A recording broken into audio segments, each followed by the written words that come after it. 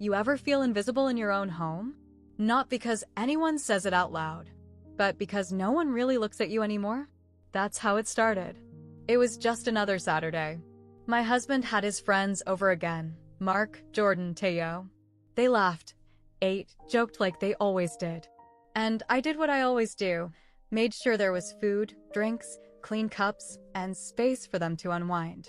But that day felt different. I caught a glance.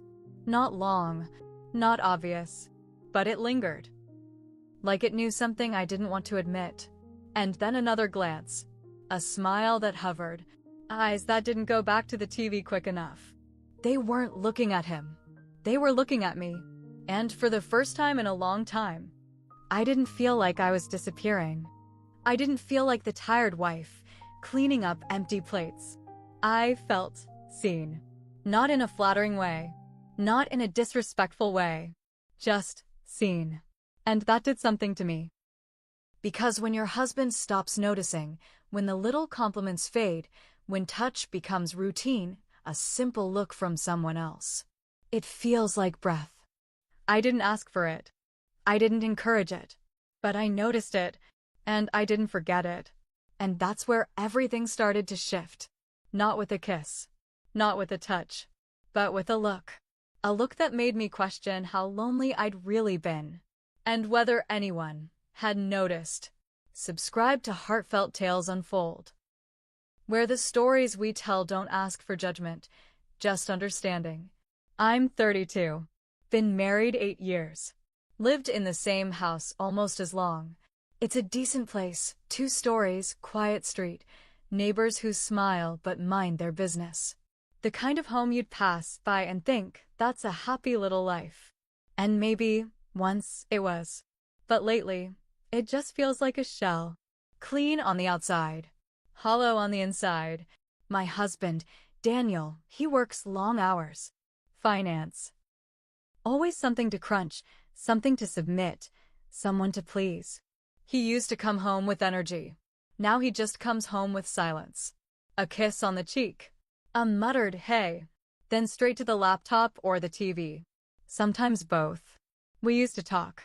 About everything. Now even how was your day feels forced. Like we're reading from a script neither of us remembers writing. I don't think he's unkind. He's just tired. Detached. Somewhere else even when he's right in front of me. And I've tried. God knows I've tried. New dresses. New recipes. Asking about his meetings, his clients, even his fantasy football scores. But I get half smiles. Nods. As if I'm background noise. Comfortable. Predictable. Forgettable. And then there are the hangouts. His friends still come around every other weekend. Mark, the loud one, always cracking jokes. Jordan, the quiet one with a stare that feels like it reads more than he says. And Teo, charming, polite, and too observant for his own good. They've known us since the beginning. They were there when Daniel proposed. Sat at our table on the wedding day. Watched us dance our first dance. And maybe that's what makes it worse. Because lately, when they're over laughing too loud, slapping Daniel on the back, teasing each other about old girlfriends and bad decisions, I've noticed something new. The way their eyes sometimes linger. Not long, not obvious, but just enough. Like they're remembering something or imagining something. At first, I thought it was in my head. I mean, I'm not 20 anymore. I've had 2 kids. I live in sweatpants more than heels. Why would anyone look at me like that? But it kept happening. Small moments. Catching Mark staring while I wiped the counter. Jordan watching me tie my hair up. Teo asking me if I've been working out, with that half smile like he already knew the answer. And I know what it sounds like. I do. But you don't understand what it does to someone. To feel seen after being invisible for so long. They laughed loudly, joked freely, and sometimes looked at me too long. At first, I told myself I was imagining it. But deep down, I wasn't sure I wanted it to stop. It was a Sunday. Warm, bright, the kind of afternoon that smells like sunscreen, grilled meat, and watered grass. Daniel wanted to host a barbecue, something casual. A few friends. Some ribs. Cold drinks. He said it like a favor to me. But by noon, he was already inside. Beer in hand, eyes glued to the game, calling out scores to no one in particular. So I set everything up. Chairs by the pool. Plates, cups, napkins weighted down with stones so they wouldn't fly away in the breeze. I chose a sundress, light yellow, modest, nothing dramatic. It wasn't new, but it clung a little differently in the heat. The boys arrived not long after. Mark with his booming voice. Jordan, always observing. Teo, grinning like he owned the air around him. They greeted Daniel, tossed a few jokes his way, then drifted outside, where I was stacking ice into the cooler. Mark called out, "Need help with the drinks?" I smiled, nodded. Sure. They followed me into the kitchen, one after the other. The house felt smaller with them inside. Like the air shifted. As I handed Jordan a tray of sodas, I heard it. Low. Close. He's lucky, someone whispered. Then a soft laugh behind it. I froze. The words, they weren't crude. They weren't loud. But they sank deep. He's lucky. Lucky to have me? Lucky that I didn't say anything? Lucky they hadn't tried more? I didn't turn around. I didn't ask who said it. Didn't scold. Didn't smile. I just stood there, pretending not to hear it. But I heard it. And the worst part? I didn't hate the way it made me feel. It was harmless. A compliment. That's what I told myself.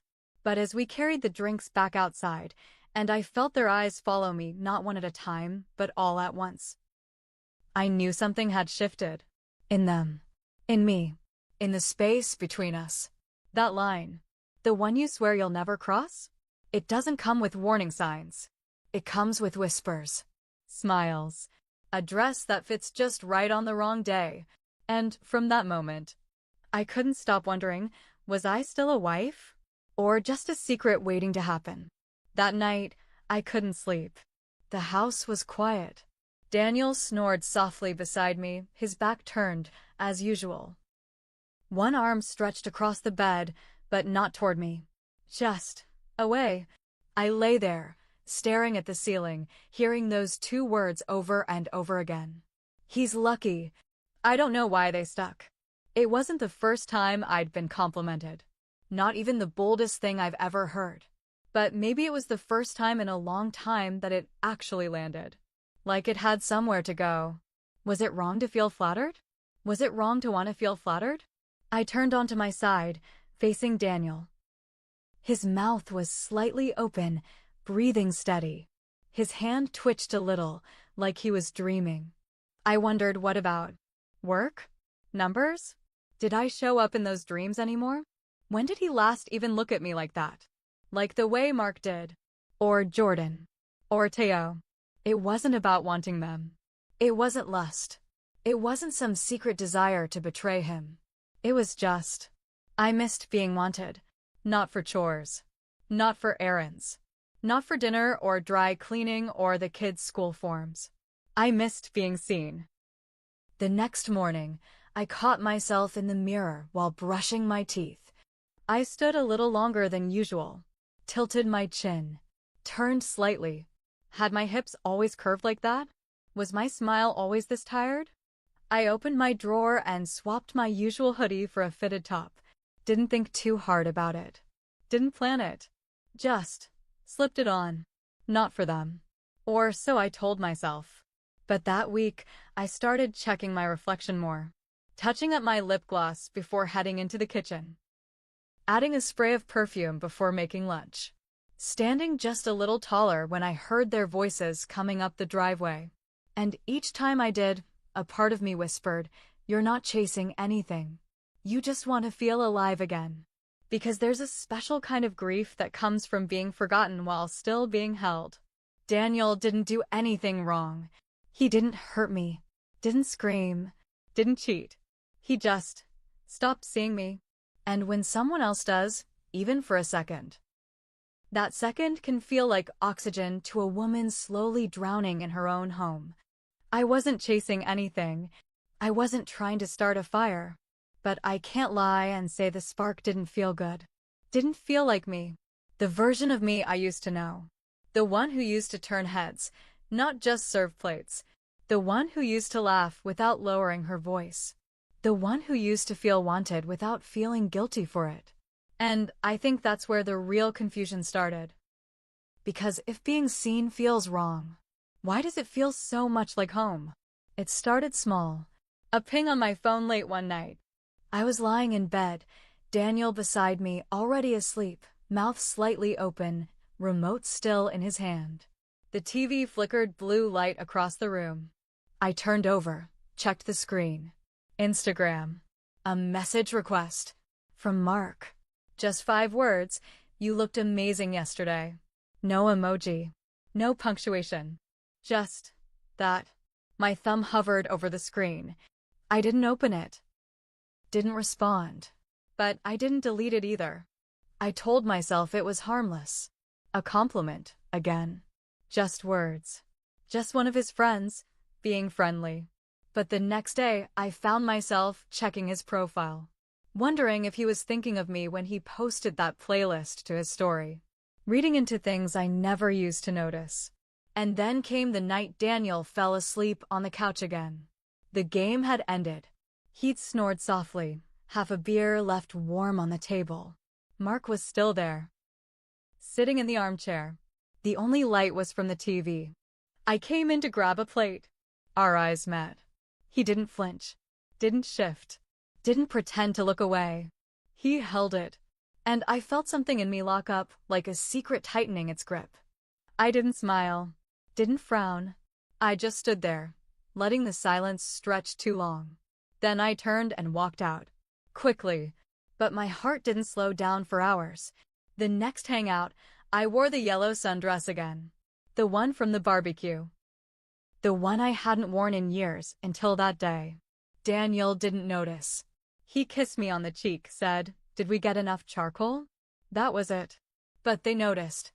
I felt it the second I stepped outside. The pause.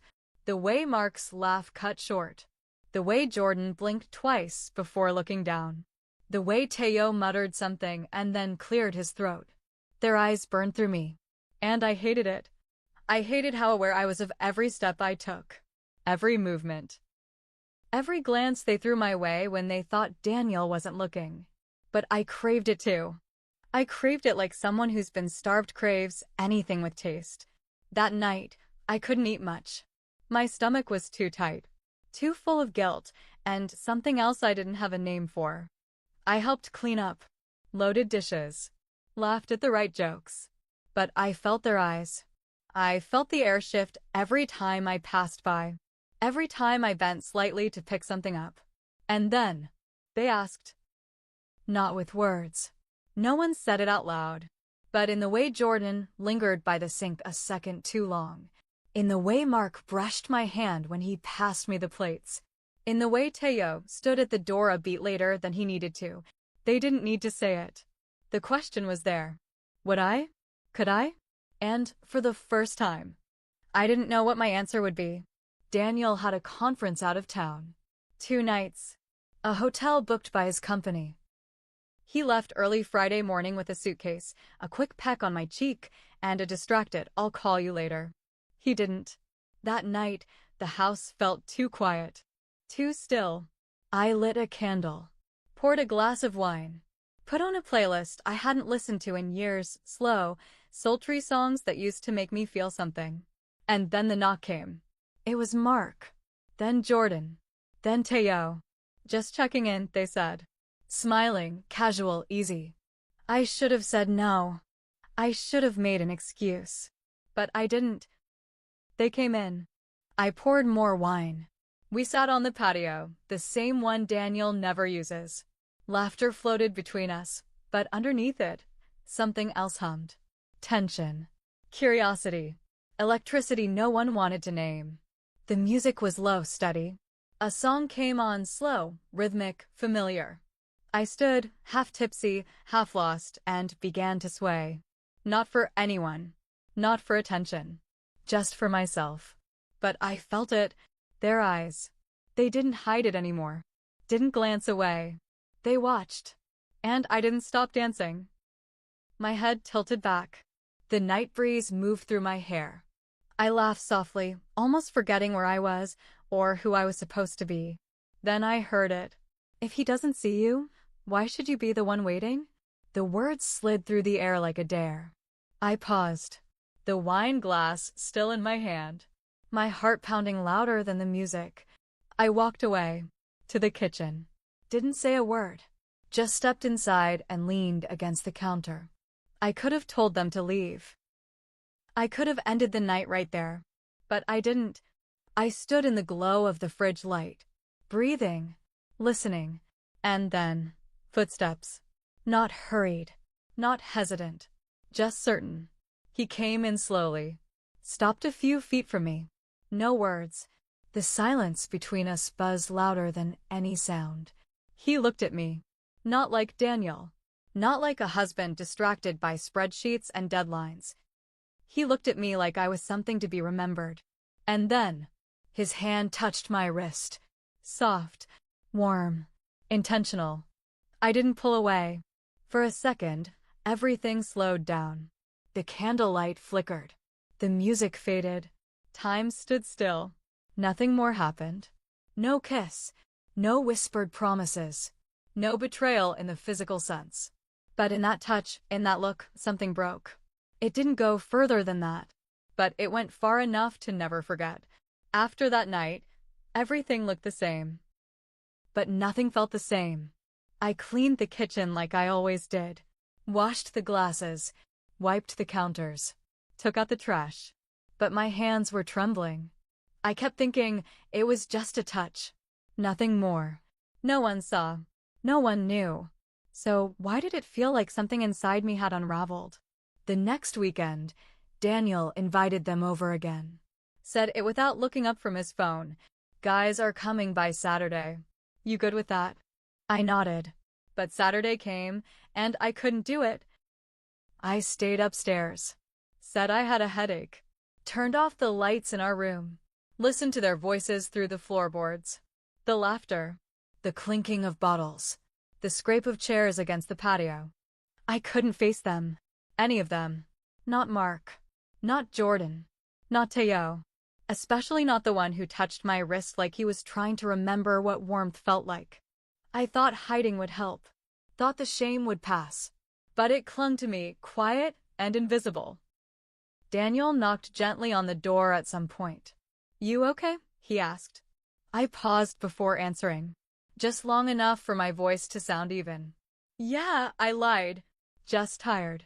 He didn't press. But after that, something in him shifted too. He didn't ask again.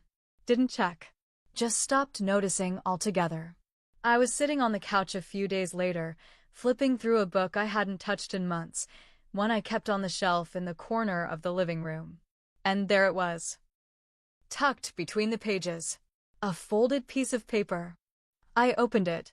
Still the most beautiful thing he'll never see. No name. No handwriting I could swear by. But I knew. My chest tightened. My fingers shook. I didn't cry. I didn't scream. I just walked to the sink, lit a match, and held the edge of the note to the flame. Watched it curl, darken, disappear. But the words stayed. Not on the paper. Not in the room. Inside me. Daniel never found out. Never asked. But he became colder. More distant. Like something between us had died, and neither of us wanted to look at the body. He stopped touching me. Stopped kissing me goodnight. Stopped asking if I was okay. And I stopped volunteering the truth. I thought nothing happened. But everything changed. It wasn't about them. It never really was. It was about what I became when I stopped being seen. When I stopped being touched with intention. When words stopped feeling warm. When my presence became routine. Like a lamp in the corner, always there, always on, but no one really noticing the light. I used to think affairs happened in hotel rooms, behind closed doors, with lipstick stains and lies. But now, I know they happen in glances, in unspoken thoughts, in the space between what you say and what you really feel. I didn't cheat. Not in the way people define it, but something in me wandered. Not because I was reckless. Not because I wanted to hurt anyone, but because I was hungry. Hungry for something I couldn't name. Connection. Touch. A moment that reminded me I still mattered. I started asking myself questions I wasn't ready to answer. What is a marriage supposed to feel like after 8 years? Is this it? Quiet dinners. Separate screens. I love you said more out of habit than heat? Is this how people slip away? Not with shouting. Not with slammed doors. Just silence? We're taught to fear betrayal of the body, but no one warns you about the betrayal of forgetting. Of being forgotten. The ache of emotional infidelity. It lingers. It stains. It's the kind of ache you can't confess because there's nothing to confess. No evidence. Just memories of being looked at like you were something worth pausing for. And I kept asking myself, what kind of woman does that make me? What does it say about me that I wanted to be wanted? I didn't want a new life. I didn't want someone else's last name. I didn't want a scandal. I just wanted to feel like I still existed. Like I could still stop time for someone, even if just for a second. I wanted to be desired, but I didn't want to be disposable. And maybe that's the hardest part, realizing that even though you stayed, some part of you still left. Have you ever crossed a line, not because you were cruel, but because you were empty? Not out of desire, but out of absence? When something in you felt so forgotten, so untouched, that even a flicker of attention felt like rescue. I didn't set out to betray anyone. I didn't wake up wanting to hurt him, but the truth is, sometimes you don't run toward someone else. You just stop trying to hold together the space between you and the person who stopped noticing. Would I have stopped it if someone had seen me first? Touched my hand differently? Said my name like it mattered? Would I take it back if I knew the ache wouldn't go away just because I stayed quiet? I don't know. But I do know this, if you've ever felt that ache, the one you can't name. The kind that hides in your chest when everyone thinks you're fine. Drop your truth in the comments. No judgment. No shame. Just release it. And if this story stirred something in you, if it made you remember a version of yourself you thought was long gone, subscribe to Heartfelt Tales Unfold. The next one might feel even closer to home. Every day, I fold laundry in silence. His shirt is still here. The one with the faint smell of cedar and aftershave. I haven't had the courage to throw it away. My husband still smiles at me, just not with his eyes. And my daughter? She draws pictures of families. Little stick figures holding hands. But in every drawing, there's always one standing just outside the circle. That's me. Some people break vows with their bodies. I broke mine with my silence. I stayed. But not all of me did. May you never ache to be seen by eyes that do not love you.